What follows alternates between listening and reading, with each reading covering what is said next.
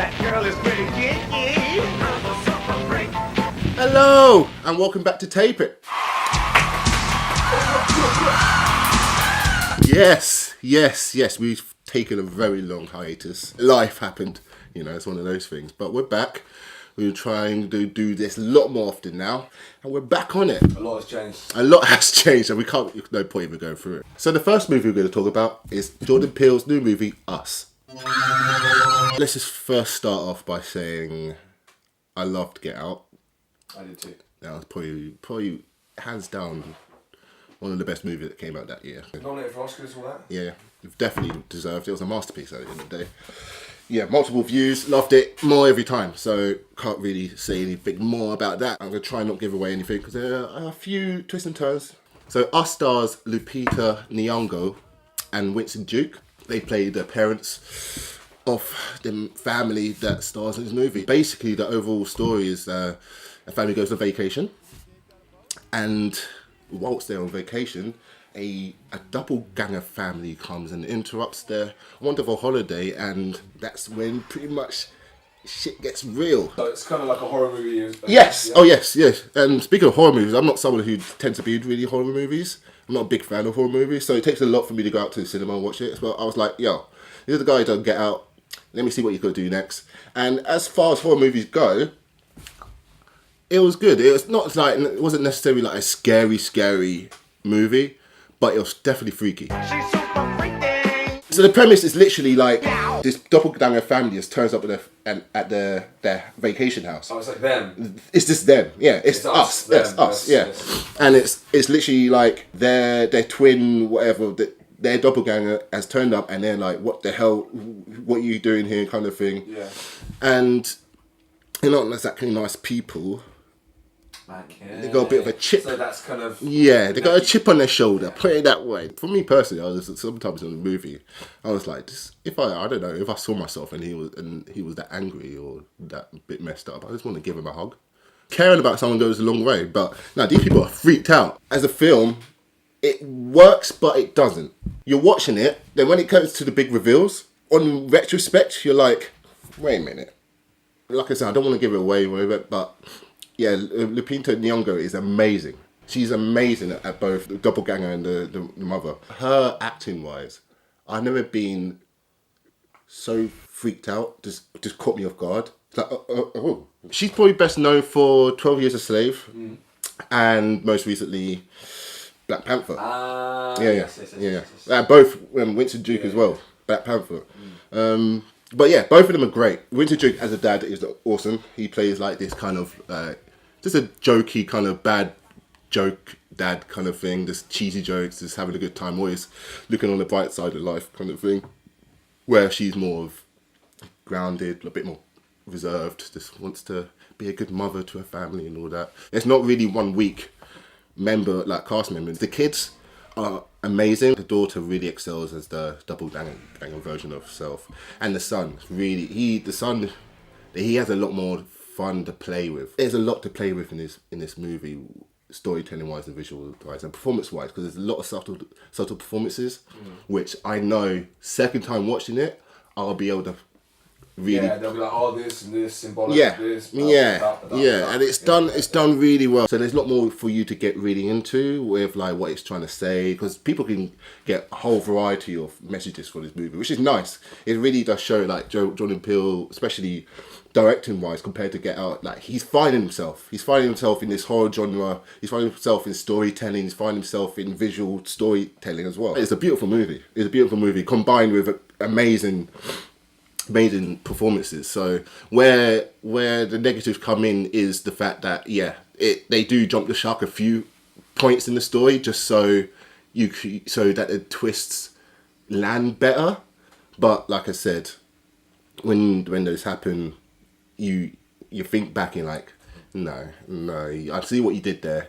It's a bit cheap, but because there's so much more going on, which is amazing in this movie, and I'm willing to let it go. I thought I worked it out, but then the script like does it as if you haven't worked it out. I was like, oh, okay. It is a big problem for me personally, but hey, it's a good movie and it's getting great reviews and people obviously liking it. So, and like I said, there's more to it than just those little nitpicks. It's a good movie, man. It is a good movie.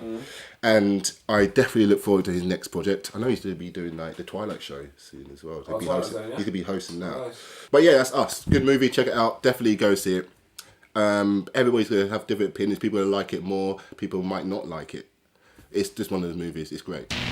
So, next week's come out this show called Love, Death and Robots. The show running by Tim Miller. He's probably best known for Deadpool recently. So he's an executive producer. He's of doing the the show. new channel, right? Oh yes, he is. Yeah. Love, Death, and Robots. It's a anthology of short stories that are all animated. I've been asking for something like this for years. It's like, especially with animation, there's so many it's like we've had a great year of animation with like Into the Spider-Verse that came out recently. Sick. Oh, refreshing. Just Sick. refreshing, you know what I mean? It's like, there's so many different styles of animation out there. And when that movie came out, I was like, oh, finally, it's not something that just looks like Pixar and DreamWorks. And yeah, a bunch of short stories, all different styles. It's a really interesting show, and I'm really glad it's made. You know, I don't want to ruin it because they're really short, and it's best just to watch these, especially with these short animations, it's best just to go fresh. There's this episode called Zim Blue, which is my favourite one. It's a mixture between 2D and 3D animation. Storytelling was mature in the right mature way, where it's about something bigger than just violence and sex and shock value. It's definitely more of an artistic style about what it is to appreciate things in life. It plays with that kind of story. It's very well done, and that really got me. That's the kind of story I was hoping would be more in this kind of anthology animation. There's one called The Witness, which is a third story. Visually, it's stunning. It's stunning. It's definitely one of my favourite looking ones out of them. It's perfectly stunning, but it's got unneeded nudity. It's like excessive nudity, where it's like, why do you push it that far? You don't really need it. And on top of it, you don't really need a script. I was thinking like, this would have been better just silent. It's more of a silent, it would have just got to the point. The story overall was really nice, but it's just ruined by excessiveness of the nudity. Not even nudity, excessiveness of it. And that's the problem with a lot of these stories. It's like, just tone it down. So many of them have sex, have swearing, blah, blah, blah. So it like, when you watch the next one, it's like, oh, again. Yeah. It's like, oh, again. And also, I know I'm going on about this a lot, but it's just, when you see it time and time, it's done the same way over and over again. It's like, when they show like guys' dicks, which is fine, it's cool. Feed the dicks, animated right? guys' dicks. Animated guys' dicks, which is What they fine. do, like, what style? All different shapes, sizes, styles, 3D, 2D. Oh, it's all there, mate. Definitely check it out. I'm really glad that there is a show like this. I'm just hoping in the next season there'll be a bit more variety of storytelling. It's a bit embarrassing after a while. It's like, come on. Really?